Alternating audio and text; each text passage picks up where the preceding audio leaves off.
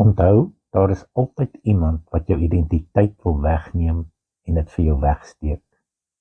Vandag wil ek jou herinner aan 'n waarheid wat nie net jou lewe kan verander nie, maar ook jou identiteit kan herstel. Hierdie waarheid is eenvoudig maar kragtig.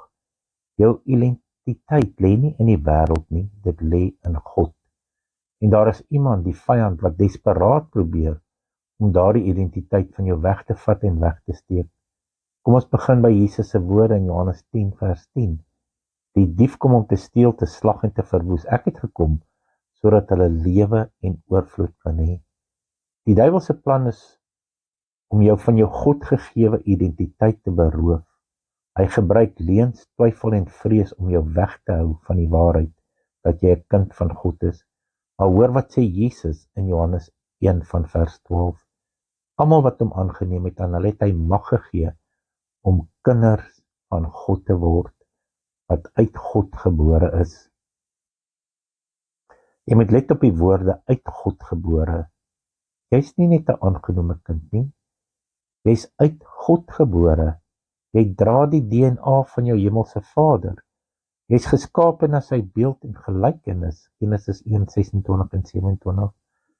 Maar hoekom voel dit dan soms of hierdie waarheid nie vir jou bedoel is nie?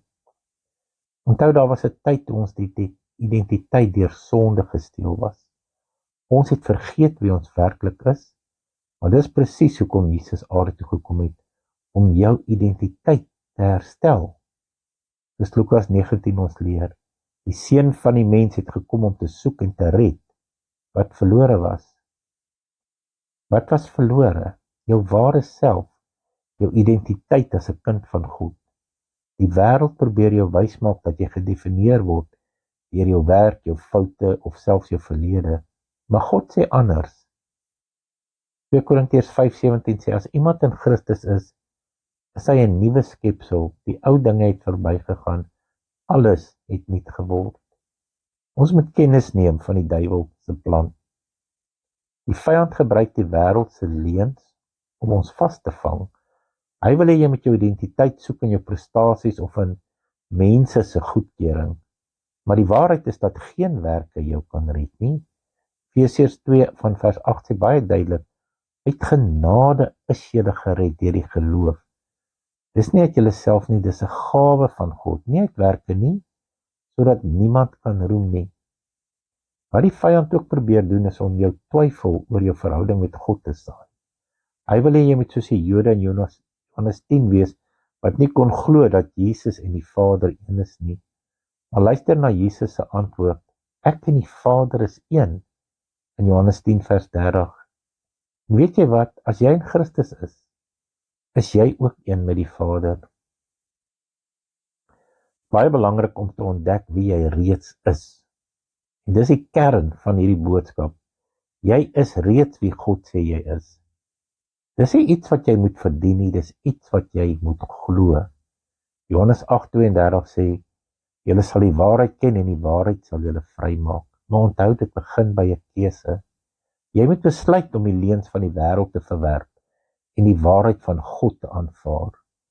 Efesiërs 4 van vers 23 sê, julle moet vernuwe word in die gees van julle gemoed en julle moet die nuwe mens bekleed, wat na God geskape is in ware geregtigheid en heiligheid.